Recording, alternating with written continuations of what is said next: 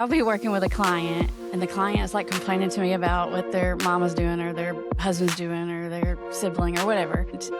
They actually get in the way of recovery. They don't realize it, but they find themselves in what I call the villain role. And addiction sort of lives off of self-pity and resentment. To be an addict, you got to have a villain in your story because you have to be able to justify making these bad decisions over and over. And so there's got to be a villain in an addiction story, and the family member doesn't know it a lot of times, but they've fallen into that villain role. And the reason that's a problem is because the person struggling, they don't see the addiction as the problem. They see the family member as the problem. Is something standing between you and your happiness? It was for me. I had to face my depression and the constant negative self-talk. Therapy helped me realize I deserve to be happy. That's why this podcast is called I Choose Health, because I made the choice to heal and I want to share that with you. As a gift to you, we've partnered with BetterHelp as our sponsor to help you start your own healing journey. We all face moments when life feels overwhelming, whether it's stress, anxiety, or just feeling stuck. Talking to someone can make a real difference. And that's where our sponsor BetterHelp comes in. BetterHelp offers professional online therapy that's convenient, affordable, and entirely on your schedule. You can connect with a licensed therapist by video, phone, or even chat, whatever works best for you. Let our sponsor BetterHelp support you on your journey to better mental health. You can get 10% off your first month by going to betterhelp.com/iChooseHealth. That's betterhelp.com/iChooseHealth for 10% off your first month. Take the first step toward feeling better today.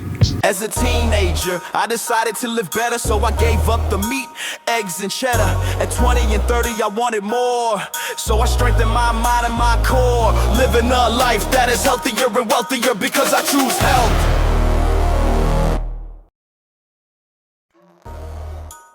Welcome back to the I Choose Health podcast. I'm your host, Stephen Leslie. And I want to start today by making a pretty bold statement, but I think it will ring true for you when I say it. And I want to say that if there's anything or anyone that is controlling your life, just know that you're not at a place where you're experiencing health. Okay. And so this is where you want to get back control over your life. And every week I end the podcast by saying that choosing health is about choosing power, possibility, and purpose. And so we have someone here today that has been doing that for families, for individuals for 20 years. So I want to invite to the show Amber Hollingsworth. Amber Hollingsworth, welcome to the I Choose Health podcast. Thanks for having me here, Stefan. I'm excited for our conversation. No, I totally am as well. And, I know that we're talking about addiction and recovery. And, I've had in the past Kate Duffy on who has been doing a similar work and helping families, empower families to help them with addiction. And I know sometimes we think as addiction as pretty much one-sided, that it's just affecting one person, but really and truly is affecting, so many other people, family, friends, right, associates in different ways. But one thing that I am intrigued by is the name of your YouTube channel, which says "Put the Shovel Down." Yeah. Why that name? Well, it's an old recovery saying, and it means the saying is you hit your bottom when you put the shovel down. So the thinking there, in my eyes, is that you don't have to keep digging. You don't have to burn every bridge. You don't have to lose everything. You don't have to keep suffering. You can decide, hey, I'm miserable enough, and just put your shovel down, right? And start climbing out the hole. And our goal, my mission, is to help people do that before they hit all those rock bottoms, before they destroy their families and lose everything. Because, there's a popular belief out there that somebody with an addiction isn't going to change until all that happens, but I don't agree with that. And my goal is to help them before all that happens. Right. And I know you don't have you don't have a traditional path in terms of this work, because a lot of people who get into this work are usually addicts themselves and they're recovering or have recovered for a while. So give our audience a background as to what led you into this work, and why you still continue to do that to this day. Yeah. Well, I kind of landed here by accident, Stephen. Most people that come into this field, they get here on purpose for a Mhm. reason, and I just sort of landed here through some random circumstances that are not really all that exciting. Basically, Mhm. I was in grad school and I needed a place to intern in the summer because I couldn't afford to take a year off of teaching to do Right. it.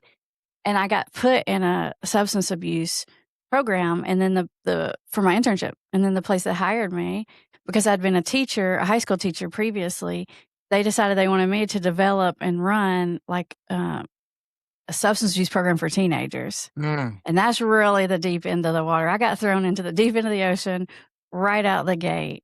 But sometimes you just land where you're supposed to be. And it's funny because I do a lot of podcast stuff and with um, addiction recovery podcasters, and a lot of them are in recovery. And I can kind of tell when I tell them that story, I can kind of feel their energy of like, she's not going to know nothing. And by the end, you can see on their face, like, wow, she Uh-huh. actually does it. Like, it's like shocking to them. You can tell, like, wow, that was real.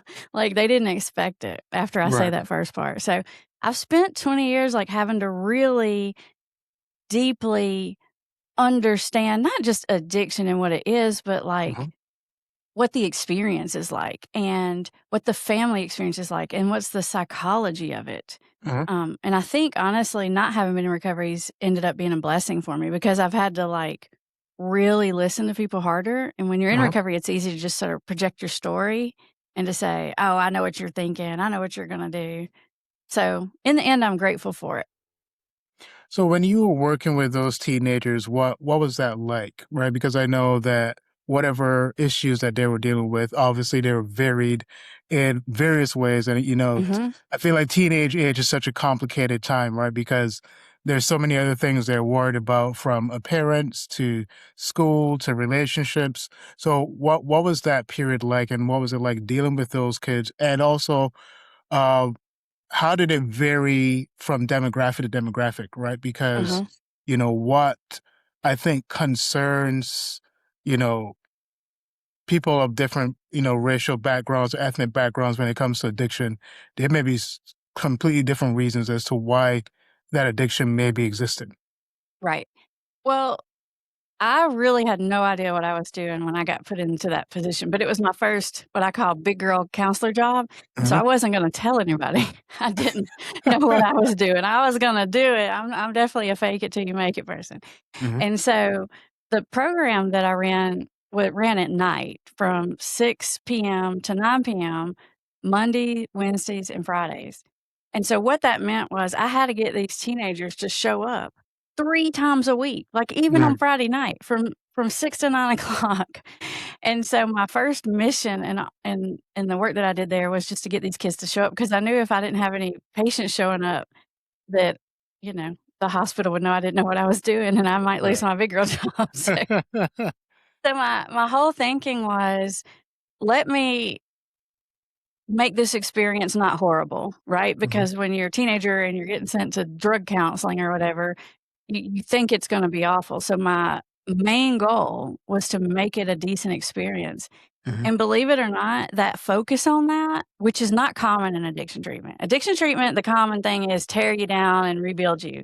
Or Right. the common thing is, you guys aren't ready, y'all haven't hit a bottom, you haven't suffered enough, come back when you're ready. Because people are always resistant to substance abuse counseling. But my Mhm. thinking was, I am gonna make this a decent experience, and I did. And because I did, these teenagers got sober. Like, the recovery Mm. rate was, like, really good for teenagers, and the thing is they like coming, and I set it up to if you graduated the program and you wanted to keep coming as a mentor, you could come Mhm. anytime you want for free as long as you weren't, like, causing trouble or putting people at risk, and because they like coming, they wanted to be mentors, and they had to be sober to do that. Mm. And so I had this program that just grew and grew and grew, where all these teenagers just wanted to keep coming, and then they wanted to help other kids, and the whole thing worked purely based on the premise of it wasn't miserable. Mm. Mhm, Now, I wonder, right, because as you were talking about creating um, a pleasant experience for them, would you say that previous or other substance abuse counselors oftentimes create an environment that may not be comfortable, may not be welcoming, and may not even be conducive to healing, right? Yes. Would you say that that's what you've seen with other counselors in this space? I think there's just like a culture in addiction recovery of, um, it's like on one hand, people in this field, they say, "Oh, it's a disease, you're powerless, blah, blah, blah." But on Mm-hmm. the other hand, the thinking is you gotta make someone suffer enough to decide to stop. And those Mm-hmm. concepts don't really quite go together. There's a lot of contradictions there. And it's the general thinking is this is how you do recovery. There's one way to do it, and everybody's in recovery thinks that the way they got there is the only way to do it, and you have to Mm-hmm. follow my path completely, or else it doesn't even count. You're not even in recovery. And if you're not willing to do every single step that we tell you to do, then you're not humble, or Mm-hmm. you don't really mean it, or you're not willing, or something like that, or you're not ready. And there's this kind of like cold shoulder Mm-hmm. that people run into, sometimes real directly and sometimes sort of passive aggressively or whatever.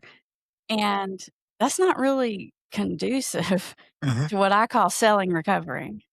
It doesn't make it sound appealing. And so my take on it has been to be the opposite of that. What would you say is like the mental preparation that you create for clients, right? Because I know it's going to take a lot for them to really move themselves from the current headspace that they're in. That's obviously helping to fuel the addiction. So, what are like the mental framework or mental, I would say, tool shed that you use or toolbox that you use to help facilitate healing for them? Well, I'll tell you what it's not. It's not telling people how to get sober. I mean, that's pretty simple and straightforward if you ask me. So I don't spend much time at all telling people how to do it. I spend a lot of time helping people decide to do it. It's really the motivation factor that Mm-hmm. I think is where people struggle. If they're if they're not having success, it's probably not because they don't know what to do. It's probably because they have ambivalence about it, right? Mm-hmm. And so my goal is to help with the motivation piece, to help people decide to do it and stick through the hard times and just be there to cheer them on, once they get there and they're maintaining it. And the way that I do that is the first thing is building an alliance with them. And so I don't do anything until I have a relationship with someone where they trust me. And one of the ways I do that, when for 20 years people have come to see me and they land in my office, they don't want to be there, or they don't think they have a problem, or maybe they know they have a problem, but they don't think it's bad enough to have to go get help, and they don't want to talk to some stranger about it. Mm-hmm. And so for all these years, I've been dealing with people who were various degrees of reluctant, resistant, or just flat out mad about being in my office. And so I've got developed over the years these skills of being able to connect to people that are resistant. It's actually not that hard, actually, because when people come in and they expect it to be awful, and then you align with them, when they say something like, I'll say, why are you here? And they'll Mm-hmm. say something like, well, I'm really just here because my wife made me. And if I don't, then she's going to divorce me. I'm not going to be see my kids. Mm-hmm. And then they expect some kind of like principal's probation officer kind of response. And I say, well, I think that's really impressive. Your marriage must mean a lot to you. Tell me about that. Right. And other people will say, other recovery professionals would respond to that by saying, well, you're not doing it for yourself. And that's never going Mm-hmm. to work. You can't do recovery for someone else. I Right. disagree. I think there's no bad reason to do it. And doing it to save my marriage and my kids, that's a darn good reason if you ask me. Mm-hmm. And so I just jump right on board with them and just Right. align with that. And I think they don't expect that. And so it changes the dynamic pretty quickly. So you said something about with certain like clients where for them and there might be some ambivalence about giving up this particular addiction. And I know for our listeners, you might be thinking, okay, what is there to think about in terms of giving up something that is obviously destroying your life, destroying the lives of people around you? Um, so kind of speak to that ambivalence, right? Because I imagine that for some people, depending on whatever they're going through, for some people, their addiction may be linked to abuse that they may be receiving from the hands of quote unquote loved one or somebody close to them, and this is the only way that they think that they can deal with it. So, speak to that ambivalence and what you've seen in terms of the different reasons that people feel that they need to continue this particular substance for whatever reason it is. Right. I think people always have ambivalence. Even people that are getting sober, even people that have been sober for a while, there's always a little like doubt in there and is this the right path for me? And could I do it differently this time? There's always ambivalence. And I think that that's completely normal. And when you say it's so obvious, that Mhm, this is the right path, it's not obvious to them. mhm, And that's for various reasons. Part of the symptomology of denial is literally not being able to accurately see mhm, the consequences because of what it does in your brain. You can't really even detect you can't connect those dots the same way. What it feels like when you're in that spot is, yes, your life's a mess, and yeah, mhm, you get it, and it needs to be fixed, but it feels like it's everything else. It mhm, feels like the only thing that's helping me is smoking weed or drinking alcohol or taking Xanax or whatever your thing is, right? Like, mhm, looking at pornography. It can be whatever, but when you're on the inside of that, that's the only thing that helps. That's the only mhm, time that you get any peace. And even if that peace doesn't last very long, if it's just an hour, at least it's an hour, right? That it's a feeling of relief at some point. And so when you're in that space, it's your only coping skill. mhm, And a lot of times people really don't recognize that it is the addiction that's causing the disruption in their life, but it feels like everything else. It feels like I'm in a bad job. My mhm. boss is a jerk. My wife is critical and nags too much. Um, that's the way it feels when you're in it. So I guess what I'm saying is it's not obvious. Right. Yeah. So you said something just now that was interesting because I know that you help people with substance abuse issues, but then you spoke about how some people may have like an addiction to pornography and stuff like that, right? Right. And so in a weird way, right? And this, I'm not a psychologist by any means, but I imagine that there could be, would it be right to say that there's some type of like chemical dependency involved in the pornographic addiction process, right? Or like, I'm trying to understand, like when you work with people, are you only working with people who just flat out has substance abuse addiction, or is it other areas that you work with as well? That's actually a sophisticated question that you're Yeah. asking, and I'm impressed that you came up with that because people talk about addiction as a disease, and when it comes to Mhm, substances, we can kind of clearly see how it changes your brain. And it's harder for people to see that with things like gambling or sex addiction, but it does change your brain over the course of time. Anything that's addictive is acting on dopamine, which is mhm, one of the brain chemicals, right? It's redoing all your dopamine receptors, it's re-regulating all that. mhm, And so you can behaviorally change your brain chemistry through exercise, through relationships, through any of those things. So it doesn't need to be a substance to change the way that your brain functions. mm, yeah, yeah. No, that's powerful because I think, you know, as a personal trainer, I'm always having to work with clients to change their relationship with food and change their relationship with exercise, right? I always say that one of the difficult things as a personal trainer in America is that the American perspective on exercise is very skewed. So there's a point to which people see exercise as, okay, we know it's necessary, but it's still not at the top of our list as to what we need, right?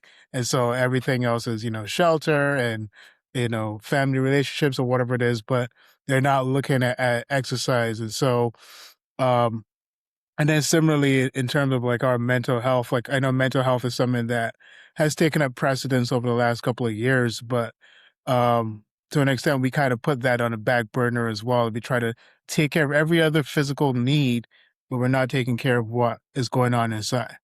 Well, you're right, spot on with that, Seven, because it goes back to the ambivalence thing.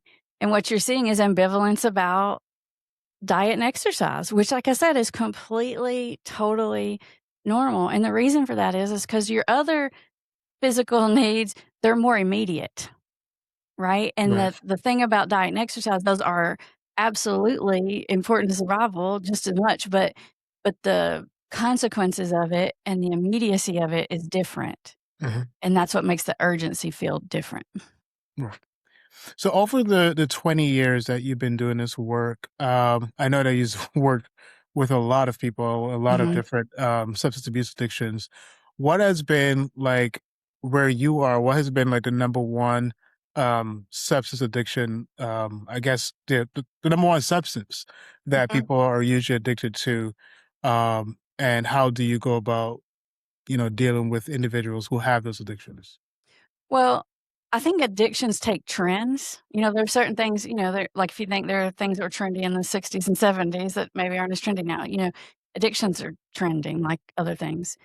So it's changed over the time and it changes depending on the population that I'm working with. Hmm.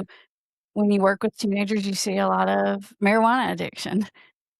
These days I see the most of alcohol addiction. I don't know that that's because there's more of it, but it's just sort of a specialty of mine. Hmm. But the big ones would be marijuana, alcohol, opiates. Hmm. Those are the big ones that I see on a regular basis.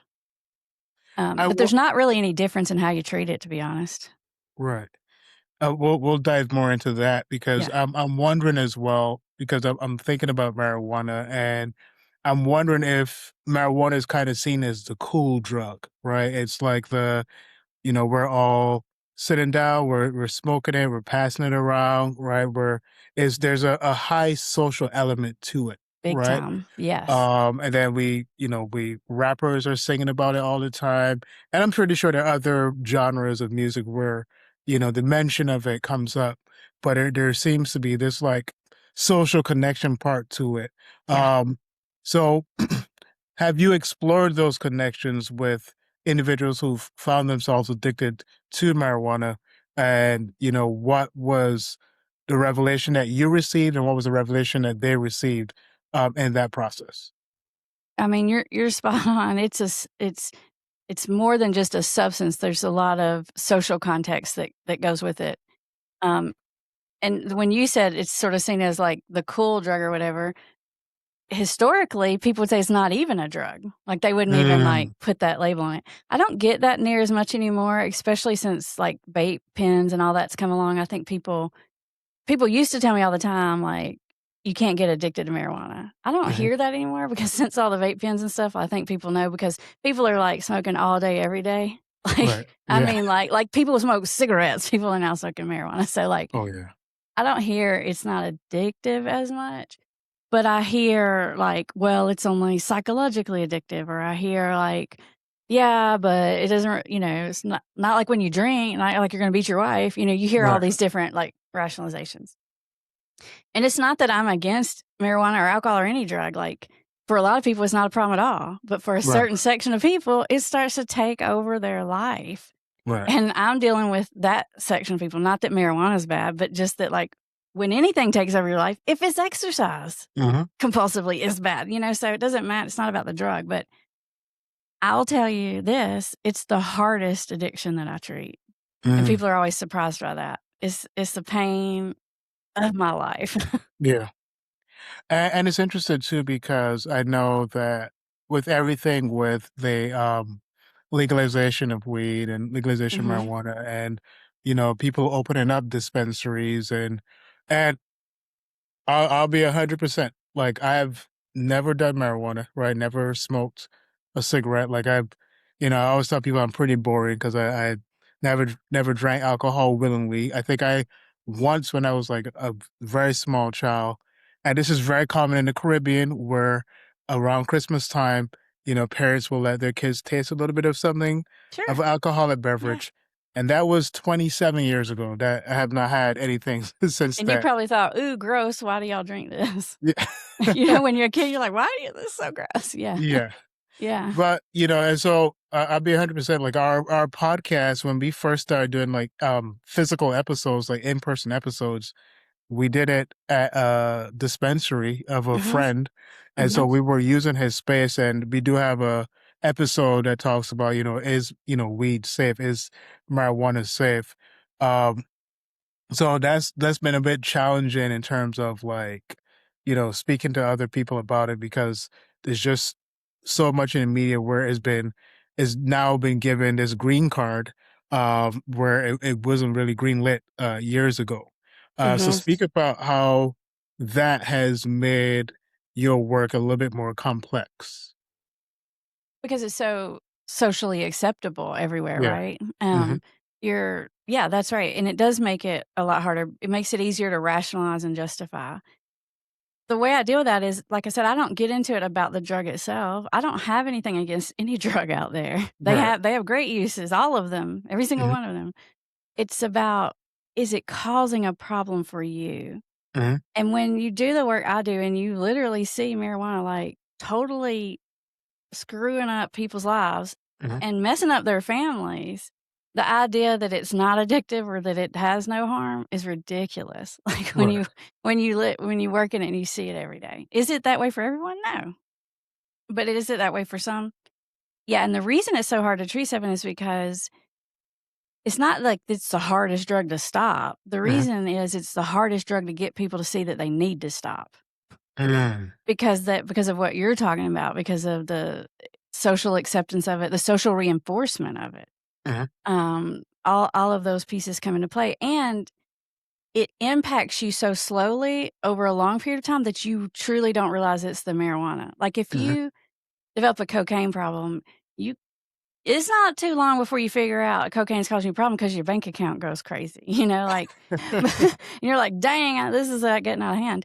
But with marijuana, it impacts you very slowly, and you don't connect the dots that it's the marijuana that's causing that. Basically, you wake up one day, you've been doing it for years, and you're like, "Dang, I'm depressed, I'm Mhm. freaking anxious all the time.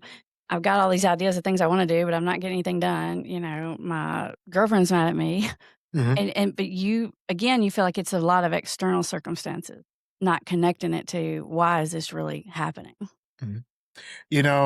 One of the other things as you were talking about, the order in terms of the specific substances that have been difficult to help, clients treat. The second one you mentioned was alcohol, and in a very similar way, even though it seems like weed is definitely way more socially acceptable. But another way, alcohol has that social element to it as well. Mhm, And it's Yeah, I mean, we had like a whole prohibition period, right? Because people were like, drinking, primarily because, of course, at one point it was healthier to drink alcohol than it was water because, water wasn't being properly sanitized. mhm. Um, and so, about alcohol and why that has also been a bit difficult to work with as well. I think with alcohol and marijuana, because they're the legal drugs, and, marijuana's not legal here, but it's legal in a lot of places. And even though it's not legal, people think, "Well, it is, everyone does it." So the Hmm. attitude's still the same. Um, when people come to a point where they're realizing, "I've got a problem with this and I need to let it go," for a lot of people, letting go of the substance itself isn't as difficult as the idea of letting go of the lifestyle or the identity Mm, they have attached to it, whether it's alcohol or marijuana. interesting. Because if you've had a problem with it, you likely have setting up your daily routine around it. You set Hmm. up your social circle around it. You only hang out with people that do it.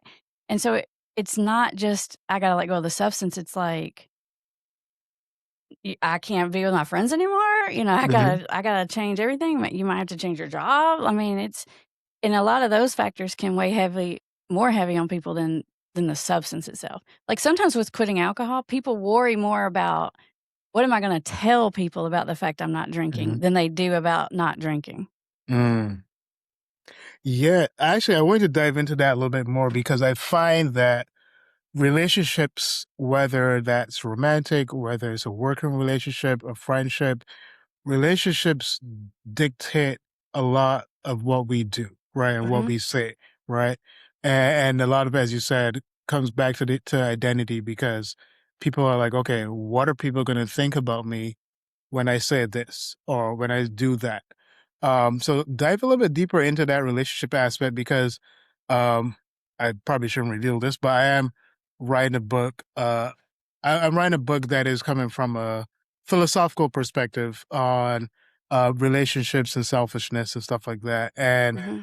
I just find it interesting how much the relationship concept uh, has a deeper impact on our day to day than we really think. So just dive a little bit deeper into um, how you've seen that component really either make it easier for people to get over their addiction or make it harder. Well, in the beginning of some addictions, especially like marijuana and alcohol, it can improve your relationships to some degree in the beginning. And that's when when I say sometimes we build our relationships around that. Maybe we met our spouse in a bar, like we build our relationships around that, and it can work and it does work for a while. But what happens eventually when you develop addiction, when it Mhm. moves into addiction territory, you lose the ability to, like, biologically, physiologically connect with other people, because in order to really connect, your limbic emotional brain has to be at a fairly regulated state. Mm, And when you're addicted, you're not regulated in there. Everything is just like a roller coaster. It's like, in my mind, I imagine like it's a frequency, almost like a sound wave, and mhm, it's just going crazy. So you can fake it, you can say the right things, you can do the right things, but the more the addiction goes on, the less and less capacity that you have to connect. And when maybe it started out social and helping your relationships, but in the end, addiction is a very lonely mhm, place to be, because you could even be in a room full of people that love you and feel very alone and isolated because you're holding a secret. mm, And everything you're doing is almost feels like you're faking it. All these mhm, conversations you're having, because you're really dealing with this whole secret life inside, and mhm. it's very, like, lonely and isolating in the end. Right. So I want to transition now, and I want to get into the family side of it. Mhm. And I think your business is called Family Recovery Academy. That's our website, uh-huh. Website, right? So Family Yeah. Recovery Academy. So speak about that, and then why you felt it was necessary to institute that to help families, or at least bring them into the healing process. So just speak about that and the work that you're doing in terms of involving the families in that process. Well, because most of my career, I have dealt with people who have addictions, and one of the big things that I have learned through that is that the families, they're desperate for help. They're the ones looking Mhm, for help. The people that with the addictions, they're not trying to figure out what to do about it. They're not Googling it up, but the mhm, family members are. They're desperately looking for help, and they're in a really bad place. They're hurting, they're scared, they're angry, they're all these things. The problem is they do all the wrong things. mhm, Because I'll be working with a client, and the client is like complaining to me about what their mama's doing or their husband's doing or their sibling or whatever. And they actually get in the way of recovery.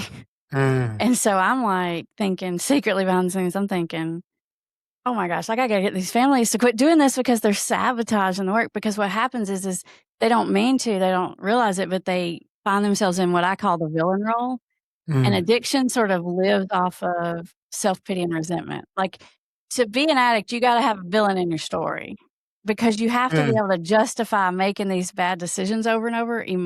I call it the emotional currency you need to use. Like, people right. worry about, like, enabling people through money. I'm like, I'm not even worried about that. Emotional currency, because it's how you justify bad decisions, not just with addiction, with anything, right? It's like feeling sorry for yourself or having a resentment. It's like the way you let yourself off the hook. Mhm, And so there's got to be a villain in an addiction story, and the family member doesn't know it a lot of times, but they've fallen into that villain role. And the reason that's a problem is because the person struggling, they don't see the addiction as the problem. They see the family member as the problem. Like, mhm, they'll come to therapy time after time after time. The only thing they can talk about is their frustration with this person who's on their back all the time, that's trying to control them, that's being critical, that's being negative, that's making them feel terrible. All these things, it's all they can talk about. And so I'm thinking, after a while, I'm thinking, if I can't get these families to stop, I can't even get this person to talk about what's really happening because they're so frustrated. It's like the family serves as a distraction. mhm, And when you're dealing with an addict, they'll pick a fight with you. Like, right. they'll suck you into the villain role. You don't even know that's happening, but it's happening. Mhm, And so, um, a lot of my content is helping families to understand how to actually get through to someone that has an addiction and how to be helpful and how to not find yourself in the villain role by accident, how to not get sucked into that world when you don't want to be. Because it's terrible for the families because it's like they're usually carrying all the responsibilities for themselves and for the person with the addiction. They're picking up all the slack, right? Whether that's financially or taking care of kids or emotionally or whatever. They're frustrated with this person. They're being manipulated by this person. They're being told that, they're being gaslit and told they're the problem. All these things are happening. Mhm. And so not only are they carrying this big burden, but they're also seen as the villain. And that's like, it's like, what the heck? It's super unfair from the family perspective. And I come from an addicted family too. So I do have a heart for that. Yeah, I want you to come back to that as well Hmm. because I want to complicate things a little bit, right? Sure. Because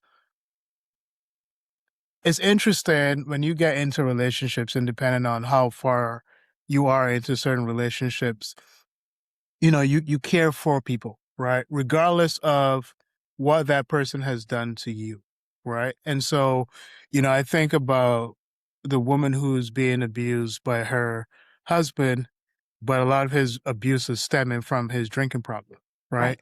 And so now she's trying to figure out, okay, how do I help him? Like I'm feeling this pain for him because he's addicted to alcohol, but then he's also causing me pain at the same time. So as much as I hate what he's doing to me and how it's making me feel and how it's impacting me physically, like speak to that woman who is or man, who is having to deal with an abusive partner connected to addiction, right? And how, you know, like in a case like that, I know is very complicated because a situation like that person may need to leave the home, obviously to save their life or to save the lives of their children or Hmm. other people in the home. But speak to that person if you had a minute or 5 minutes to talk to that person about maybe this probably should be their next step if this is a complicated situation that they're in. I think if you're in a relationship with someone who has an addiction, you're not being treated right. And I'm gonna put that as a blanket statement across the board. And there's levels of not being treated right though, right? But I think anytime you're in a relationship with an addict, you're never gonna be first with an addict just by the Mm, nature of it. At best, you can be second, right? So it's like mhm, I can care about you as long as I have this need met. It's the nature of what addiction is. And and so you're being hurt on some level regardless. When it reaches the level of being like unsafe, that's a point where I think you have to back up from someone. And like the example you gave, like let's say you're married to someone who's physically abusive when they drink. The thing about what happens when people drink is it's super predictable. Not everyone gets aggressive when they drink, but people who get aggressive when they drink always, like, you can count on it. Like, and mhm, they can promise they're never going to do it again and they can 100% mean it. Like, they're not lying to you. But what they don't realize is they don't realize that if they drink to a certain point, like, they're going to get mean. mhm, And so they're lying to themselves about it. So I'm telling you not to lie to yourself about it. Like, if they're gonna be drinking, that's probably gonna keep happening. Like, people that tend to be aggressive when they drink tend to be aggressive. People that tend to pass out tend to pass out. People that tend to be the "I love you" man drunk, people are predictable in that way because of what's happening to their brain chemistry. And a lot of my content, I'm one of the only probably mhm, that I even know of, person that goes online and tells people to stay in relationships with addicts and give them a chance. But the mhm. line for that is safety. Right, The line right, for that is safety, right. When it's safety is an issue, that's sort of the deal breaker. yeah. Now, I know you said you come from addiction, and I know this seems to be a weird point in the episode to explore that, but go into that a little bit deeper as to like what happened there and how that later informed the work that you do now. Sure. Well, addiction is, like, rampant in my family. Like, most of the people in my family have addiction. My mom had severe addiction to methamphetamine. My stepsister had severe addiction. My grandmother was an alcoholic. My grandfather was an alcoholic and later a pain pill addict. Cousins, aunts, uncles, like, it's just everywhere. Mhm, Um, the crazy part of that is I didn't quite realize that until I was already in the field. Because a lot of people say, "Oh, that's why you got in the field." And I'm like, Mm. actually, I really did accidentally land in the field. But once you're in it, you start to see those patterns differently. Not that I didn't know people did substances, but I wouldn't have put the label addiction on it, because when you grow up in it, it's just your normal. Like, you don't even, if you would have asked me then, I would have just told you I had the cool parents. Mm. You know, like, that's the way I would have seen it. Looking back on it now, I can see it for what it is. I do think it helps me in my work, though, because even though I came from a very, very addicted family, I still feel like I came from a good family. Mhm. And I think it gives me the capacity to see that someone can have an addiction and still be a good person in a lot of ways, right? Like, Mm. and that's goes back to what you're talking about with these relationships. Like, you love someone even though they're not doing right by you or by themselves, because it's complicated. It's not black and white. And when you're in that situation and everyone's telling you, just leave, and I wouldn't put up with that, and kick him to the curb, all this stuff, like, it's not as simple as that. It's a Mhm. lot more complicated than that. Being that this is your work, this is your life's work, and I know you have children as well, and I think you were sharing your kids are in that teen range, correct? Mhm. Mhm. Um, what are they experiencing right now? Is they're at school, or like are they experiencing like pressure from other kids who are saying, "Hey, try this, try that," and in what way are they, having you being their mom? Like, are they also having a positive impact on kids around them? Like saying, "Well, actually, you don't want to get addicted to that, or you don't want to try that." Yeah. Like, have they experienced anything like that? I have one son, and he's 14, about to be 15 next month. And I don't think he's been exposed to a ton of it, but he is aware. Like, he'll come home from, like, middle school and say, "Yeah, kids are smoking weed in the bathroom." Like, Mm. he's aware that that is happening. Uh, Luckily, to this point, his social circle isn't in that yet. I'm saying yet. Right. And so I don't think he's had a ton of, like, direct pressure about it, but it's coming, and Right. I'm very aware. And just because I'm an addiction counselor doesn't mean he's not gonna do it. It doesn't mean he's not gonna have a problem with it. Like, there's Yeah. no magic, like, way to inoculate someone against it. Yeah. So it's scary territory. It's scary years. I asked that question because there's something that is very interesting in the universe where, like, for example, growing up, if you were going to church, it was always the pastor's kid that wasn't behaving, right? For some reason. Or, if your mom was a teacher at the same school or whatever, that kid would probably often, probably misbehave in school as well. So there was always that dynamic. And to some extent, I wonder if the pressure to conform to this particular identity that people see you as, right? Like, you're a pastor's kid, right? You shouldn't be doing that. You're Amber Hollingsworth's kid, who's a substance abuse counselor for 20 years. You shouldn't be anywhere near anything like this. So I wonder to what extent, and I know we've talked about the ID part of it, that that social pressure does play a huge role in that as well. I think more than the social pressure, the reason, and obviously, this is just, we're just making this stuff up. This is just a Right. theory, right? Like, Yeah. About, like, the preacher's kid and stuff like that. Yeah. We don't have research on that, but No, it's no, no. it's it's a phenomenon that we're aware of, all of us. And Mhm. so, I think that comes less from social pressure and more from rebellion. Like, when you're a Mm. teenager, whatever your family is, you want to go against it, just the nature of it. I like to joke, like, I told you when I grew up, my family was like the cool family, and I Mhm. just, this is embarrassing to admit, so y'all don't judge me here, but I can remember thinking my rebellious thought was, this is so embarrassing. My rebellious thought was, I'm not gonna be like you people. I'm gonna make good choices. I'm gonna get my life on track. That was literally my rebellious Uh-huh. thought, which is so lame and ridiculous. It's so embarrassing, like, now. It's like, wow, you're such a badass, Amber. But that thought drove me, right? Mhm. Like, it was a big part of who I was and who I am now. Like, because I wouldn't have labeled it as addiction, but I would have said, people are, like, making bad choices here. Like, having all this money problems, you're losing jobs, you're having 25 divorces. Like, I knew that was an issue. So that was my rebellious thought. So I feel like a lot of it is about rebellion. Like if you have a preacher that's a parent that's super strict, you naturally want to like push against that. Right. The thing that I know from all those years of dealing with teens though is like you might expect that I would be a super strict parent, but I'm like literally the least strict parent Right. because I am very aware of this dynamic. Yeah. And I'm very aware that my kid has to learn how to make these choices. And the sooner they learn it, the better, because the older they get, the higher the stakes in these choices. So I need him to learn that right now. Like, yeah.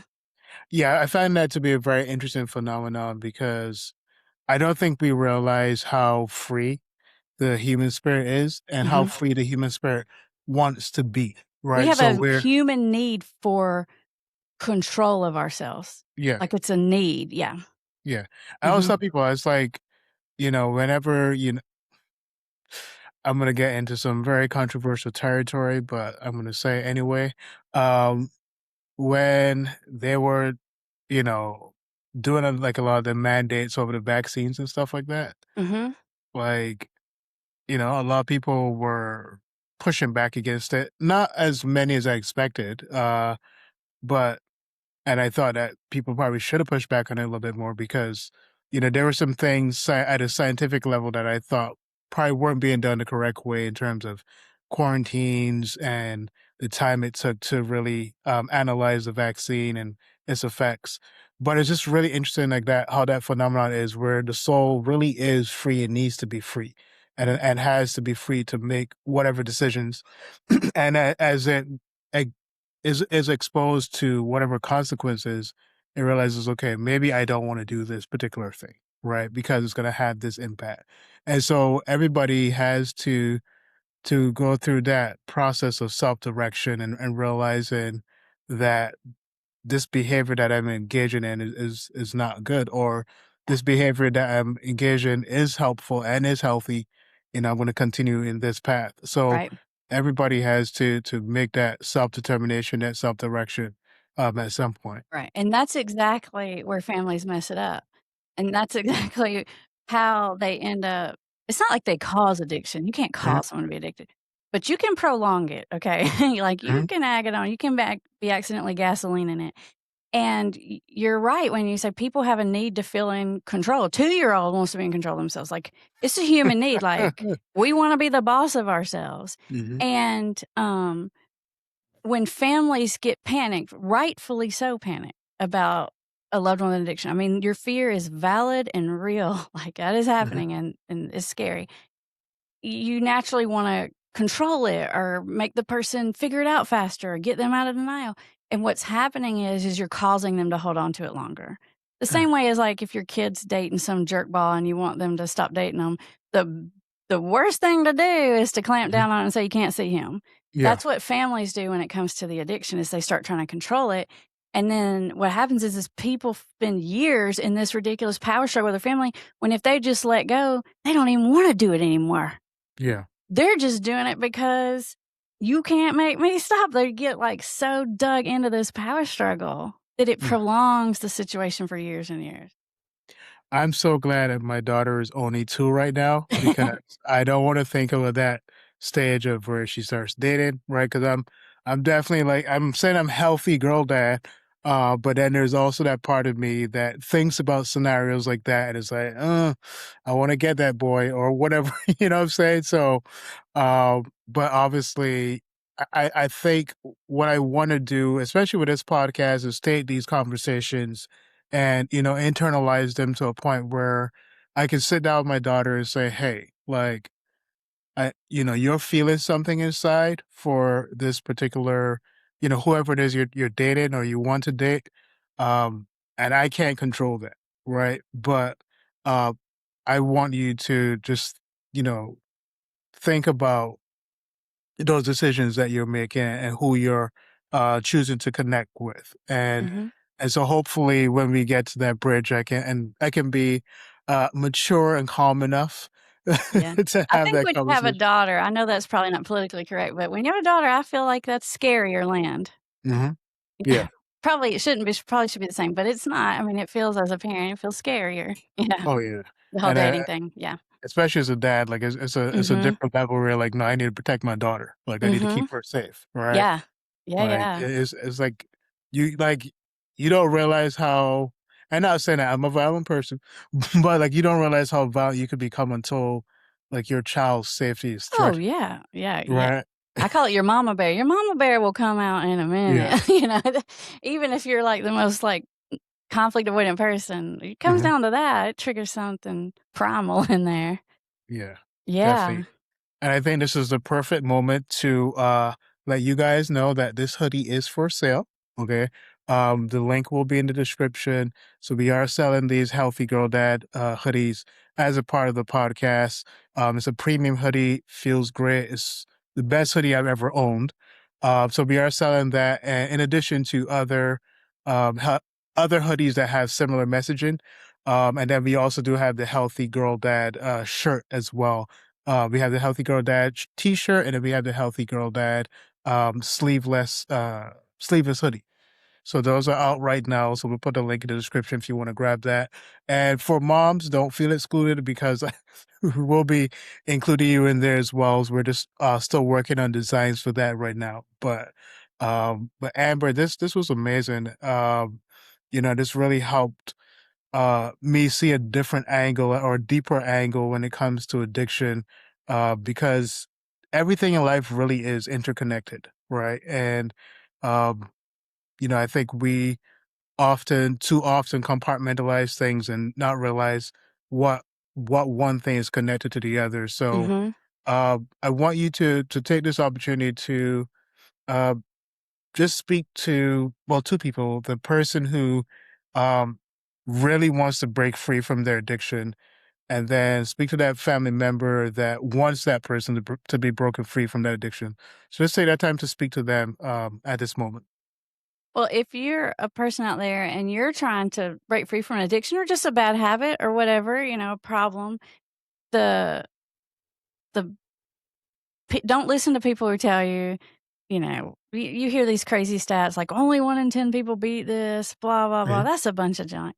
And most people beat it, and the research says the vast majority of them do it without ever even having to go to treatment. So Mm, it is, you can absolutely beat it. And um, s- the way you want to do it is it's about keeping yourself motivated. It's not about the how, it's about the motivation. And a good way to do that is to surround yourself with messaging that helps you stay motivated, whether that's mm, you like to go to recovery meetings or you like to listen to a podcast. It's about health or wellness, or whether it's you go to church, whatever it is for you. Keep yourself connected to the thing that keeps you in the right mindset. That's the mhm. key to overcoming it, is to keep your mindset right. Because you're going to have up days and down days, and days when you're really motivated and days when you're not. But if you'll control your influence, your external influence, that's super helpful.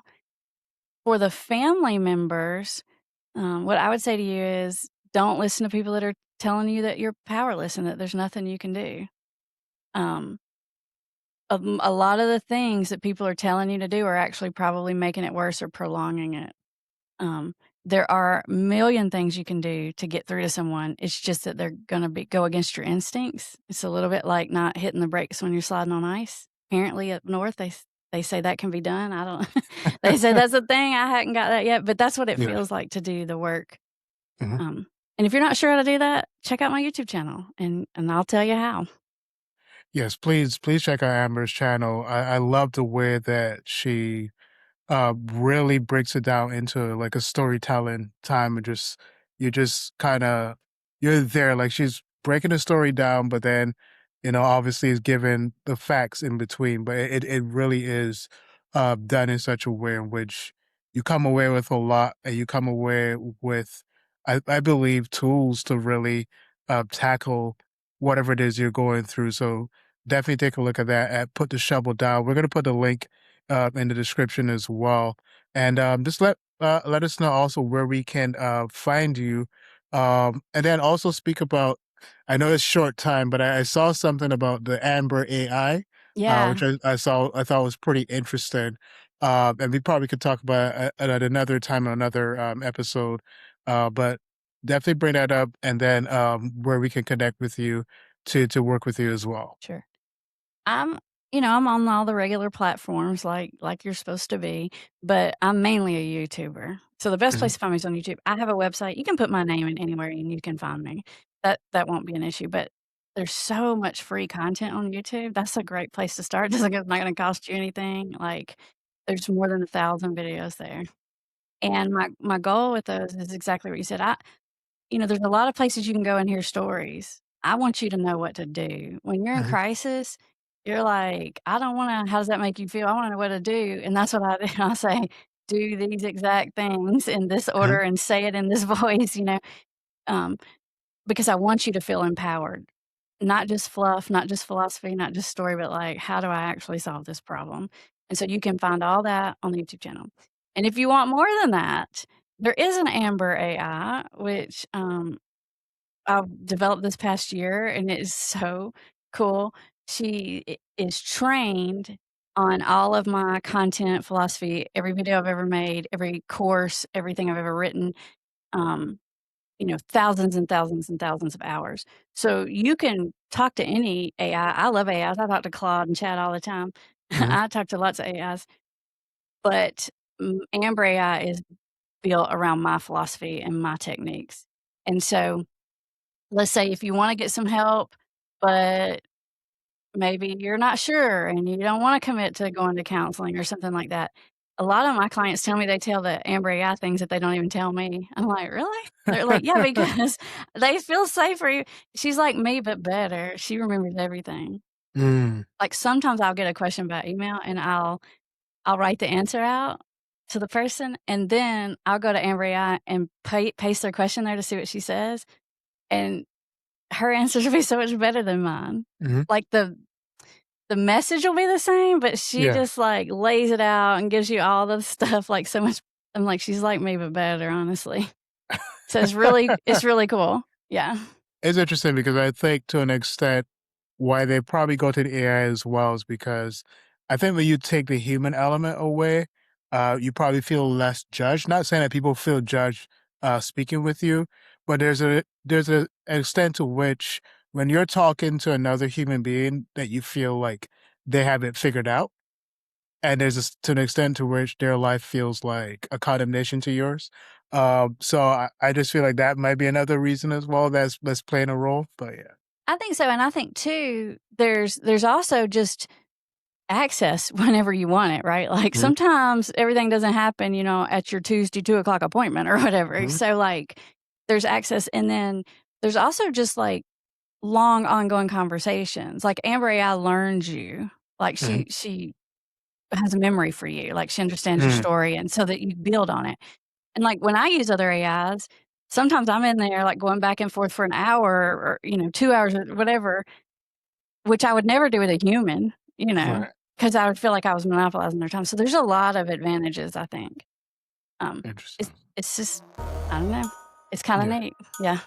Perfect. Well, Amber, this was amazing. I'm looking forward to further collaborations. But again, this is Stefan with the I Choose Health podcast. Just remind you that choosing health is about choosing power, possibility, and purpose.